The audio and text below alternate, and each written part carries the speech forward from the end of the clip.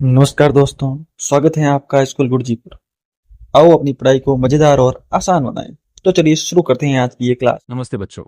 आज हम शुरू करते हैं कक्षा 10 विज्ञान का पहला अध्याय, रासायनिक अभिक्रियाएं एवं समीकरण। तो सबसे पहले एक सवाल, क्या आपने कभी सोचा है कि जब हम लोहे की कील को बाहर छोड़ देते हैं तो उस पर जंग क्यों लग जाती है? या जब दूध को रात भर बाहर रख दो तो वो दही क्यों बन जाता है? या जब मैग्नीशियम की रिबन को जलाते हैं तो वो इतनी तेज सफ़ेद रोशनी क्यों देती है? इन सभी सवालों का जवाब है रासायनिक अभिक्रिया। इस पूरे अध्याय में हम समझेंगे कि रसायनों की अपनी एक भाषा होती है। जैसे हम हिंदी में लिखते हैं, उसी तरह वैज्ञानिक रसायनों की भाषा में लिखते हैं, और उस भाषा को कहते हैं रासायनिक समीकरण। तो तैयार हो जाइए, आज हम रसायन विज्ञान की एक रोमांचक यात्रा पर निकलने वाले हैं। बच्चों, अब समझते हैं रासायनिक अभिक्रिया आखिर होती क्या है। देखिए, जब भी दो या दो से अधिक पदार्थ मिलते हैं और उनसे कुछ नए गुणधर्म वाले पदार्थ बनते हैं, तो हम कहते हैं कि रासायनिक अभिक्रिया हो गई। और सबसे ज़रूरी बात, रासायनिक अभिक्रिया को भौतिक विधियों से उल्टा नहीं किया जा सकता। जैसे कि वाष्पीकरण से आप पानी को भाप बनाकर फिर से पानी बना सकते हो, लेकिन एक बार दही बन गई तो उसे वापस दूध नहीं बना सकते। अब रासायनिक अभिक्रिया होने के चार मुख्य संकेत याद कर लो। पहला, अवस्था में परिवर्तन, जैसे ठोस से द्रव या गैस में बदलना। दूसरा, रंग में परिवर्तन, जैसे रसायनों के मिलने पर रंग बदल जाए। तीसरा, तापमान में परिवर्तन, यानी ऊष्मा का निकलना या अंदर जाना। चौथा, गैस का उत्सर्जन, जैसे धातु और अम्ल मिलने पर बुलबुले निकलते हैं। याद रखो बच्चों, अगर इनमें से कोई भी लक्षण दिखे तो समझो रासायनिक अभिक्रिया हो रही है। बच्चों, अब आपको बताता हूं कि रासायनिक अभिक्रियाएं सिर्फ प्रयोगशाला में नहीं होती, ये तो आपके रोजमर्रा के जीवन में हर जगह हो रही हैं। पहला उदाहरण, भोजन का पाचन। जब आप खाना खाते हो तो आपके पेट में रसायन उस खाने को तोड़ते हैं, ये एक रासायनिक अभिक्रिया ही है। दूसरा उदाहरण, श्वसन। हर सांस के साथ आप ऑक्सीजन O2 लेते हो और कार्बन डाइऑक्साइड CO2 छोड़ते हो, ये भी एक रासायनिक अभिक्रिया है जो आपके शरीर में ऊर्जा बनाती है। तीसरा, लोहे पर जंग लगना। जब लोहा नमी और हवा के संपर्क में आता है तो उस पर लाल भूरे रंग की जंग लग जाती है, ये रासायनिक अभिक्रिया है। चौथा, दही का बनना। दूध में बैक्टीरिया मिलकर उसे दही में बदल देते हैं, यह भी एक महत्वपूर्ण रासायनिक प्रक्रिया है। तो बच्चों, समझ आया? विज्ञान सिर्फ किताबों में नहीं, आपके चारों तरफ है। अब बच्चों, हम समझते हैं रासायनिक अभिक्रिया की संरचना को। किसी भी रासायनिक अभिक्रिया में दो मुख्य चीजें होती हैं।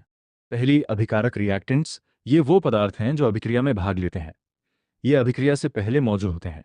उदाहरण के लिए हाइड्रोजन H2 और ऑक्सीजन O2। दूसरी, उत्पाद प्रोडक्ट्स। ये वो नए पदार्थ हैं जो अभिक्रिया के बाद बनते हैं, इनके गुण बिल्कुल नए होते हैं।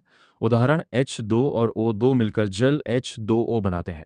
एक और मज़ेदार बात याद रखो, हाइड्रोजन जलनशील है, यानी वो खुद जल सकता है। ऑक्सीजन दहन में सहायक है, यानी वो आग को जलाने में मदद करता है। लेकिन इन दोनों के मिलने से बना पानी H2O आग बुझाता है ना कमाल की बात? रासायनिक समीकरण में अभिकारक बाईं तरफ LHS और उत्पाद दाईं तरफ RHS लिखे जाते हैं, और बीच में एक तीर गिव्स होता है। बच्चों, रसायन विज्ञान की अपनी एक भाषा होती है और आज हम उसे सीखेंगे। रासायनिक समीकरण में पदार्थ की अवस्था बताना बहुत जरूरी होता है। इसके लिए चार संकेत हैं। एस का मतलब है ठोस सॉलिड, जैसे मैग्नीशियम Mg। एल का मतलब है द्रव लिक्विड, जैसे जल H2O। जी का मतलब है गैस गैस, जैसे ऑक्सीजन O2। और आग का मतलब है जलीय विलयन एक्वियस, यानी पानी में घुला हुआ पदार्थ। अब याद करने के लिए एक मज़ेदार ट्रिक सोचो, एक्वामैन, वो हमेशा पानी में रहता है, तो अक यानी पानी में घुला हुआ। अब एक उदाहरण देखते हैं, मैग्नीशियम रिबन का दहन। MgS plus O2G gives MgOS, यानी ठोस magnesium plus gas oxygen gives ठोस मैग्नीशियम ऑक्साइड। जब आप प्रयोगशाला में मैग्नीशियम रिबन जलाते हो तो वो बहुत तेज सफ़ेद रोशनी देती है, यही रासायनिक अभिक्रिया का कमाल है। बच्चों, अब सीखते हैं विज्ञान का एक बहुत महत्वपूर्ण नियम, द्रव्यमान संरक्षण का नियम। इस नियम को एक महान वैज्ञानिक एंटवान लेवेज़िये ने दिया था। ये नियम कहता है, किसी भी रासायनिक अभिक्रिया में द्रव्यमान का न तो निर्माण होता है और न ही विनाश। आसान भाषा में समझें, अभिक्रिया से पहले जितने परमाणु थे, अभिक्रिया के बाद भी उतने ही परमाणु होने चाहिए, न ज्यादा न कम। इसीलिए रासायनिक समीकरण को संतुलित बैलेंस करना पड़ता है। जैसे एक तराजू की दोनों तरफ वजन बराबर होना चाहिए, उसी तरह समीकरण के LHS और RHS में हर तत्व के परमाणुओं की संख्या बराबर होनी चाहिए। याद रखो, असंतुलित समीकरण गलत समीकरण होता है, इसलिए हमेशा पहले जांचो कि दोनों तरफ परमाणु बराबर हैं या नहीं। बच्चों, अब सीखते हैं समीकरण संतुलित करने की सबसे आसान विधि, हिट एंड ट्रायल विधि। इसमें हम गुणांक कोएफिशिएंट्स लगाकर समीकरण संतुलित करते हैं। ध्यान रखो, सूत्र में कुछ नहीं बदलते, सिर्फ आगे गुणांक लगाते हैं।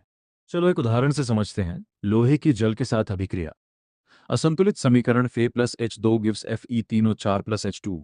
अब गिनते हैं बाईं तरफ Fe equals 1, H equals 2, O equals 1। दाईं तरफ Fe equals 3, O equals 4, H equals 2। Fe और O बराबर नहीं है तो क्या करें? Fe को 3 से गुणा करो यानी 3Fe लिखो। H2O को 4 से गुणा करो यानी 4H2O लिखो। H2 को 4 से गुणा करो यानी 4H2 लिखो। संतुलित समीकरण 3Fe plus 4H2O gives Fe3O4 plus 4H2। अब दोनों तरफ गिनो। Fe equals 3, H equals 8, O equals 4। बढ़िया, समीकरण संतुलित हो गया। याद रखो, हिट एंड ट्रायल का मतलब है थोड़ा सोचो, थोड़ा आजमाओ, सही जवाब जरूर मिलेगा। बच्चों, अब हम सीखेंगे रासायनिक अभिक्रियाओं के 5 मुख्य प्रकार। इन्हें ध्यान से याद कर लो, ये परीक्षा में बहुत काम आते हैं। पहला प्रकार संयोजन अभिक्रिया कॉम्बिनेशन। इसमें दो या दो से अधिक पदार्थ मिलकर एक नया पदार्थ बनाते हैं। सूत्र A plus B gives AB, जैसे जोड़ना। दूसरा प्रकार वियोजन अभिक्रिया डिकॉम्पोजिशन। इसमें एक पदार्थ टूटकर दो या अधिक पदार्थ बनाता है। सूत्र AB gives A plus B, जैसे तोड़ना। तीसरा प्रकार विस्थापन अभिक्रिया डिस्प्लेसमेंट। इसमें एक तत्व दूसरे तत्व को उसके यौगिक से हटा देता है। सूत्र A plus B C gives AC plus B. चौथा प्रकार द्विविस्थापन अभिक्रिया डबल डिस्प्लेसमेंट।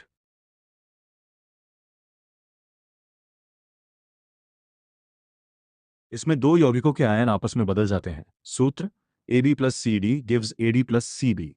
पांचवा प्रकार उपचयन अपचयन रिडॉक्स। इसमें ऑक्सीजन और हाइड्रोजन का खेल होता है। एक पदार्थ ऑक्सीकृत होता है और दूसरा अपचयित। इन पांचों को एक ट्रिक से याद करो। संयोजन विद रिडॉक्स, संयोजन, वियोजन, विस्थापन, द्विविस्थापन, रिडॉक्स। बच्चों, आज समझते हैं दो विपरीत स्वभाव की अभिक्रियाएं, संयोजन और वियोजन। संयोजन अभिक्रिया कॉम्बिनेशन रिएक्शन। इसमें दो या दो से अधिक अभिकारक मिलकर एक ही उत्पाद बनाते हैं। जैसे दो दोस्त मिलकर एक टीम बनाते हैं। उदाहरण कोयले का दहन, C+O2 गिव्स CO2। कार्बन और ऑक्सीजन मिलकर कार्बन डाइऑक्साइड बनाते हैं। वियोजन अभिक्रिया डिकॉम्पोजिशन रिएक्शन। इसमें एक अभिकारक टूटकर दो या अधिक उत्पाद बनाता है। जैसे एक टीम अलग अलग हो जाती है। उदाहरण चूना पत्थर का टूटना, CaCO3 gives CaO plus CO2। Calcium carbonate गर्म होने पर कैल्शियम ऑक्साइड और कार्बन डाइऑक्साइड में टूट जाता है। दोनों के बीच फर्क याद रखो। संयोजन में दो जुड़कर एक बनाते हैं, A plus B gives AB। वियोजन में एक टूटकर दो बनाता है, AB gives A plus B. ये दोनों एक दूसरे के उलट ऑपोजिट है। बच्चों, वियोजन अभिक्रिया तीन अलग अलग ऊर्जाओं से हो सकती है। इन्हें कहते हैं वियोजन के तीन ट्रिगर। पहला ऊष्मीय वियोजन, थर्मल डिकॉम्पोजिशन। इसमें ऊष्मा यानी गर्मी देकर किसी यौगिक को तोड़ा जाता है। उदाहरण CaCO3 प्लस ऊष्मा गिव CO प्लस CO2। चूना पत्थर गर्म करने पर चूने और CO2 में टूट जाता है। यही सीमेंट उद्योग का आधार है। दूसरा वैद्युत वियोजन, इलेक्ट्रोलाइटिक डिकॉम्पोजिशन। इसमें विद्युत धारा प्रवाहित करके यौगिक को तोड़ा जाता है। उदाहरण 2H2O प्लस विद्युत गिव्स 2H2 प्लस O2। पानी में विद्युत प्रवाहित करने पर वह हाइड्रोजन और ऑक्सीजन में टूट जाता है। इसे इलेक्ट्रोलिसिस कहते हैं। तीसरा प्रकाशीय वियोजन, फोटोकेमिकल डिकॉम्पोजिशन। इसमें सूर्य के प्रकाश की ऊर्जा से तत्व टूटते हैं। उदाहरण 2AgCl प्लस सूर्य प्रकाश gives 2Ag plus Cl2। Silver chloride धूप में टूटकर चांदी और क्लोरीन बनाता है। यही पुराने श्यामश्वेत फोटोग्राफी का आधार था। तो याद रखो, ऊष्मा, विद्युत और प्रकाश, ये तीनों वियोजन करा सकते हैं। बच्चों, अब समझते हैं दो बहुत रोचक अभिक्रियाएं, विस्थापन और द्विविस्थापन। विस्थापन अभिक्रिया डिस्प्लेसमेंट रिएक्शन। इसमें एक अधिक क्रियाशील तत्व कम क्रियाशील तत्व को उसके यौगिक से हटा देता है। जैसे एक ताकतवर खिलाड़ी कमजोर खिलाड़ी की जगह ले लेता है। उदाहरण Fe plus CuSO4 gives FeSO4 plus Cu। लोहा Fe अधिक क्रियाशील है, इसलिए वो कॉपर सल्फेट से कॉपर को हटा देता है। अगर आप नीले रंग के CuSO4 के घोल में लोहे की कील डालो तो धीरे धीरे कील पर लाल भूरे रंग की तांबे की परत जम जाएगी और घोल का रंग हल्का हो जाएगा। द्विविस्थापन अभिक्रिया डबल डिस्प्लेसमेंट। इसमें दो यौगिकों के आयन आपस में बदल जाते हैं। जैसे दो जोड़े अपने पार्टनर बदल लेते हैं। उदाहरण Na2SO4 plus BaCl2 gives BaSO4 plus 2NaCl। इसमें BaSO4 एक सफेद अघुलनशील अवशेष प्रेसिपिटेट बनाता है। जब भी अघुलनशील ठोस बने, वो द्विविस्थापन की निशानी है। बच्चों, अब सीखते हैं ऊर्जा के आधार पर अभिक्रियाओं के दो प्रकार। ऊष्माक्षेपी अभिक्रिया, एक्सोथर्मिक रिएक्शन। इसमें अभिक्रिया के दौरान ऊष्मा बाहर निकलती है, यानी गर्मी मिलती है। उदाहरण CH4 plus 2O2 gives CO2 plus 2H2O plus ऊष्मा। ये प्राकृतिक गैस मीथेन का दहन है। जब गैस का चूल्हा जलाते हो, वो ऊष्माक्षेपी अभिक्रिया है। अन्य उदाहरण, श्वसन रेस्पिरेशन भी ऊष्माक्षेपी है। हमारे शरीर को ऊर्जा इसी से मिलती है। लोहे पर जंग लगना भी धीरे धीरे होने वाली ऊष्माक्षेपी अभिक्रिया है। ऊष्माशोषी अभिक्रिया, एंडोथर्मिक रिएक्शन। इसमें अभिक्रिया को चलाने के लिए ऊष्मा, प्रकाश या विद्युत देनी पड़ती है, यानी गर्मी लगती है। उदाहरण, CaCO3 प्लस ऊष्मा गिव्स CaO प्लस CO2। चूना पत्थर को गर्म करना ऊष्माशोषी अभिक्रिया है। एक आसान ट्रिक, एक्सो का मतलब है बाहर, तो एक्सोथर्मिक इक्वल्स ऊष्मा बाहर आती है। एंडो का मतलब है अंदर, तो एंडोथर्मिक इक्वल्स ऊष्मा अंदर जाती है। बच्चों, अब सीखते हैं रासायनिक अभिक्रियाओं का सबसे रोचक प्रकार, रिडॉक्स यानी उपचयन अपचयन। उपचयन ऑक्सीडेशन, जब किसी पदार्थ में ऑक्सीजन जुड़ती है या हाइड्रोजन कम होती है तो उसे उपचयन कहते हैं।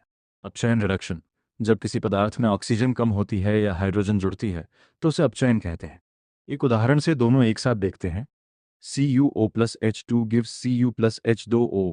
इस अभिक्रिया में CO से ऑक्सीजन हट गई, गिव्स CO का अपचयन हुआ, Cu बना। H2 में ऑक्सीजन जुड़ गई, गिव्स H2 का उपचयन हुआ, H2O बना। रिडॉक्स अभिक्रिया, जब उपचयन और अपचयन दोनों एक ही अभिक्रिया में एक साथ हों उसे रिडॉक्स अभिक्रिया कहते हैं। याद रखो, OIL RIG trick. OIL equals oxidation is loss of electrons, RIG equals reduction is gain of electrons from it। जंग लगना, दहन होना, श्वसन, ये सब रिडॉक्स अभिक्रियाएं हैं। बच्चों, आज हम सीखेंगे दो ऐसी रासायनिक अभिक्रियाएं जो हमारी रोज की जिंदगी में बहुत नुकसान करती हैं, संक्षारण और विकृत गंधिता। संक्षारण, करोजन, जब धातुएं नमी, वायु या अम्ल के संपर्क में आकर गलने या क्षरण होने लगती हैं तो उसे संक्षारण कहते हैं। उदाहरण, लोहे पर लाल भूरे रंग की जंग लगती है, ये Fe2 होती है। चांदी पर काली परत चढ़ जाती है, तांबे पर हरी परत आ जाती है, ये कॉपर कार्बोनेट है। बचाव, धातुओं पर पेंट करना, तेल लगाना या पॉलिश करना, इससे धातु हवा और नमी के संपर्क में नहीं आती। विकृत गंधिता, रैंसिडिटी, जब वसा या तेल युक्त भोजन ऑक्सीजन से क्रिया करके खराब हो जाता है और उसका स्वाद व गंध बदल जाती है तो उसे विकृत गंधिता कहते हैं। क्या आपने देखा है चिप्स के पैकेट में नाइट्रोजन गैस भरी होती है? ये इसीलिए है ताकि चिप्स ऑक्सीजन से रिएक्ट ना करे और खराब ना हो। बचाव, भोजन को फ्रिज में रखना और बंद डिब्बे में रखना। बच्चों, हम आ गए हैं इस रोमांचक अध्याय के अंत में। चलो एक बार पूरे अध्याय का सार दोहरा लेते हैं। पहला, समीकरण। रासायनिक समीकरण में अभिकारक और उत्पाद होते हैं। द्रव्यमान संरक्षण के नियम के अनुसार समीकरण संतुलित करना जरूरी है। दूसरा, 5 प्रकार की अभिक्रियाएं, संयोजन जुड़ना, वियोजन टूटना, विस्थापन हटाना, द्विविस्थापन अदला बदली और उपचयन अपचयन रिडॉक्स। तीसरा, ऊष्मा के आधार पर ऊष्माक्षेपी ऊष्मा बाहर और ऊष्माशोषी ऊष्मा अंदर। चौथा, दैनिक जीवन में प्रभाव, संक्षारण, धातुओं का नुकसान और विकृत गंधिता, भोजन का खराब होना। और सबसे बड़ी बात, विज्ञान केवल प्रयोगशाला में नहीं, हमारे चारों ओर है। आपके शरीर में, आपके खाने में, आपके घर में, हर जगह रासायनिक अभिक्रियाएं हो रही हैं। परीक्षा की दृष्टि से याद रखो, सभी 5 प्रकार की अभिक्रियाओं के उदाहरण, संतुलित समीकरण और संक्षारण व विकृत गंधिता के बचाव के तरीके। बहुत बहुत शाबाश, आप सबने बहुत अच्छे से यह अध्याय समझा। इसकी प्रश्नोत्तरी के लिए कमेंट बॉक्स में कमेंट करिए। अगले अध्याय में मिलते हैं। जय हिंद।